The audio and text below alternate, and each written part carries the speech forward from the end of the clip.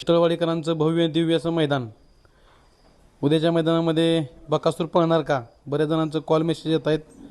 म्हणून आपण आता गोट्यावरती आलो आहे आणि आपल्याबरोबर बकासूरचे मालक संतोष साळुंके मामा, मोहिल शेठ धुमाळ, इकडं यमबाई.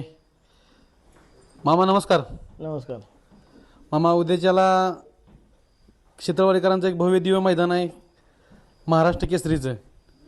काय सांगाल त्या मैदानाबद्दल? उद्या आपला सगळ्यांचा लडका दशमिंद केसरी बकासूर त्या मैदानाला पळणार का? पळणार आहे. हो. तर मित्रांनो, मामाने सांगितलं आपल्या सगळ्यांचा लाडका अक्रमिंद केसरी बकासूर उद्याच्या मैदानाला 100% पळणार. मामा, पहिरा कोण असेल? पहिरा अजून झालेला नाही.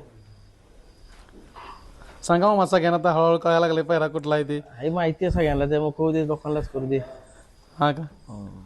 गाडी नोंद वगैरे चिठ्ठ्या बिट्टे टाकल्यात का? हो, आहे ना. साम्राज्य पण आहे, 4 आहे आपल्या चिठ्ठ्या आहे, दोन्ही पहिले जाण्यामध्ये.